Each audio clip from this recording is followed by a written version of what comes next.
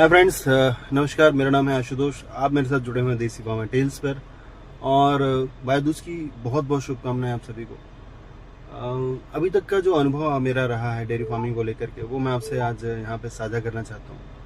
और 4 से 5 महीनों में जो अनुभव रहा है, ये कई उतार चढ़ाव से गुजरा है। और वो मैं आपके साथ बांटना भी चाहता हूँ, क्योंकि मैं नहीं चाहता हूँ कि मैं जिन चीज़ों से गुजरा, बुरे दौर से, उन दौर से आप भी गुजरें।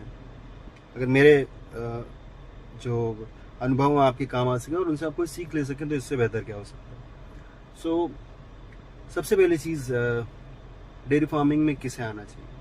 तो डेयरी फार्मिंग में उसे आना चाहिए जिसे शौक हो, जिसे जानवरों से प्यार हो। और यदि आपको ज़रा भी एतराज़ है गोबर से, गोमूत्र से, या फिर खेती फार्मिंग जहाँ पे कीचड़ और चारा काटने जाना है आपको, इन सब चीज़ों को अगर आपको करना है और उनसे आप अनकंफर्टेबल रहते हैं, ऐसा नहीं कि हर इंसान कंफर्टेबल ही रहता है, ये नॉर्मल है। हर आदमी की जो मिजाज है वो एक जैसे नहीं होते। तो मुझे लगता है उन्हें इससे दूर रहना चाहिए। अब आपके मन में आएगा कि क्यों, लेबर से नहीं करवा सकते क्या? करवा सकते हैं, लेकिन लेबर का इन्वॉल्वमेंट 20 to 30% ही होता है। जितना आपका आपके बिजनेस में इन्वॉल्वमेंट रहेगा, उतना किसी का नहीं होगा। और लेबर के सहारे आप कोई काम शुरू करें, सफल कर लें, ये बहुत ही मुश्किल है। नामुमकिन नहीं है, लेकिन बहुत मुश्किल है। तो आना किसको चाहिए वो तो क्लियर हो गया। अब बात आती है कि sir, construction of this shed, यानी कि शेड का निर्माण जब करें तो किन चीज़ों का ध्यान रखें? क्योंकि पहला चीज़ वही है, पहले शेड बनेगा तब गाय आएगी। शेड को लेकर के मेरा अनुभव ये कहता है कि आप शेड को जितना ज़्यादा मिनिमलिस्टिक खर्चे से बिल्ड करेंगे उतना अच्छा है। मिनिमलिस्टिक क्यों कह रहा हूँ? एक बिल्डिंग को जितना ज़्यादा आपको बनाना है बना लीजिए, बहुत बेहतरीन से बेहतरीन, लेकिन जितना ज़्यादा कॉस्ट उसमें इनकर हो जाएगी, उतना ज़्यादा आपका बजट जो है कम हो जाएगा गाय को खरीदने को लेकर के। और एसेट डेयरी फार्म में गाय होती है, गाय का शेड नहीं होता है। तो जितना मिनिमलिस्टिक रख सकें रखिए, मजबूत रखिए, मगर ऑल्टरनेटिव कंस्ट्रक्शन वेज को यूज़ करके खर्चे को कम रखिए। फिर उसके बाद से आती है बात आपकी चारे को लेकर के, क्योंकि अभी गाय को लाना नहीं है, अभी तो कंस्ट्रक्शन हुआ है। अब इसके बाद से चारे को लेकर के आपके इलाके में सूखा चारा यानी ड्राई फॉडर कितना अवेलेबल है, भूसा कैसे रेट पे अवेलेबल है, क्या उसका विकल्प हरा चारा हो सकता है? और अगर हरा चारा हो सकता है तो क्या उसके लिए आपके पास अपनी ज़मीन है या आप लीज पे लेना चाहते हैं ज़मीन?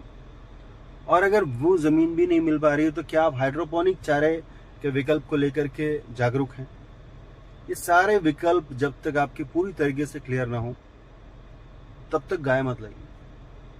क्योंकि गाय लाना बहादुरी नहीं है, गाय को रखना, उसे सही तरीके से उसका पालन पोषण करना, इसमें बहादुरी है। अब जब आपने ये सारे विकल्पों को भी तलाश लिया, क्या अच्छा रहेगा, कैसे रेट पे सही रहेगा हमारा जो चारा है, वो सब चीज़ें जब आपने विकल्प जो है पूरी तरीके से जो है व्यवस्थित कर लिया, तो अब आते हैं गाय की खरीद पर। छोटे सेटअप्स में आपको 2 से 3 गायों से 4 गायों से शुरू करना चाहिए। और गायों को जो खरीदें वो किसी नोन से खरीदें, आसपास से खरीदें तो बेहतर है, क्योंकि इसमें बहुत ठगी होती है। ये पूरी तरीके से अनऑर्गेनाइज्ड मार्केट है, जहां लोग आपको कुछ भी दे के चले जाएंगे। लालच की कोई इंतहा नहीं है यहाँ पे।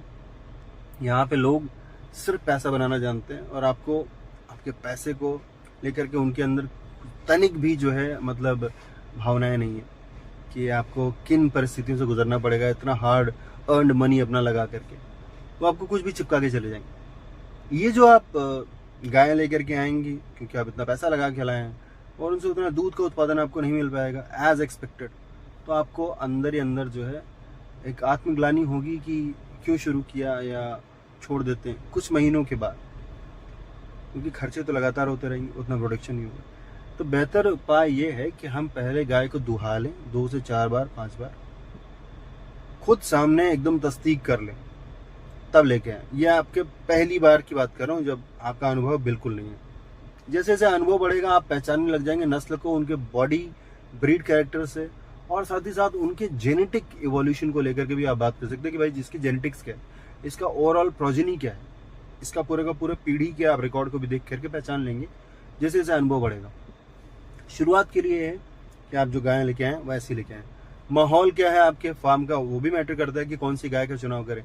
देसी गाय, बहुत ज़्यादा गर्मी है, देसी गाय हो सकती है विकल्प, गिर का विकल्प खुला हुआ, साहिवाल का विकल्प खुला हुआ, ये हमारे इंडिजीनियस ब्रीड्स है। मगर इंडिजीनियस ब्रीड्स का मिल्क प्रोडक्शन बहुत अधिक नहीं होता, हालांकि they are very much good at आपके माहौल में ढल जाना और कम बीमारियों को आकर्षित करती हैं अपनी ओर, तो ज़्यादा बेहतर है।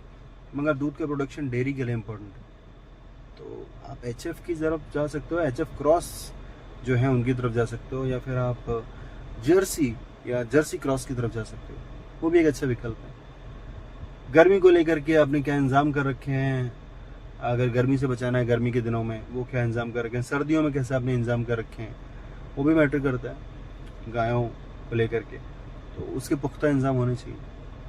जब गाय का चुनाव भी हो गया और ये सारी चीज़ें हो गई, तो अब एक और इम्पोर्टेंट चीज़ है जिसको आपको बहुत ध्यान देना चाहिए। लोग गाय लेकर के आ गए, दूध भी निकलना चालू होगा, उत्पादन भी सही तरीके से होना शुरू होगा, मगर बीमारियां, कॉमन बेसिक छोटी छोटी बीमारियां जैसे थनैला हो गया आपका, और उसके अलावा आपका सर्रा हो गया, इसके अलावा फीवर हो गया, बेसिक फीवर नॉर्मल, ये कुछ ऐसी बीमारियां जो आपको बार बार परेशान करेंगी।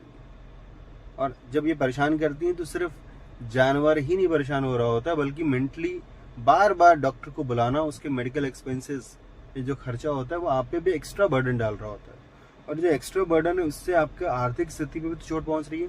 मिल्क का प्रोडक्शन कम हो गया वो है, और जानवर जो हमारा है, हमारा पशु जो है, उसके ऊपर भी नेगेटिव इम्पैक्ट पड़ रहा है, वो भी स्ट्रेस में है, और लॉन्ग टर्म में उसका दूध इम्पैक्ट हो सकता है। तो इन सब चीज़ों पे ध्यान देना बहुत आवश्यक है कि हम अपने जानवर को सही फीड दें, फीड सस्ती ना हो कि हम उठा करके सस्ती फीड लेके आए हैं जिसमें यूरिया अधिक है, तो उससे ओवरऑल उसके शरीर पे ही इतना खराब इम्पैक्ट पड़ेगा कि वो लंबे समय में जो है आगे जा कर के उतनी अधिक जो है उसके अंदर ऊर्जा नहीं बचेगी प्रजनन की, और आपके लिए देखा जाए तो ये एक समस्या हो सकती है। इसके अलावा फीड अगर सही रहे, आपने एडिशनल मिनरल्स उसको दिए हैं, जो कि लोगों को एक्स्ट्रा खर्चा लगता है, लेकिन मिनरल्स देने चाहिए, वो लगातार आपको दूध दे रही है तो उसकी बॉडी से मिनरल्स वॉश आउट हो रहे हैं, आपको मिनरल्स उसको देने चाहिए, नेसेसरी वाइटामिन वगैरह देने चाहिए, सही समय पे डीवॉर्मिंग करनी ज़रूरी है, सही समय पे वैक्सीनेशन करना ज़रूरी है, वरना आप मेडिकल खर्चों में बहुत लंबा फंसेंगे और आपका जो कमाया हुआ पैसा वो यूं ही निकलता चला जाएगा, आपको पता भी नहीं चलेगा कि मैं कितना लगा रहा हूँ, कितना मेरे पास आया है। तो अगर एक बैलेंस बना के चलते हैं, प्रॉफिट मार्जिन को 20% रखिए, 25% रखिए, उतना बहुत है शुरुआत।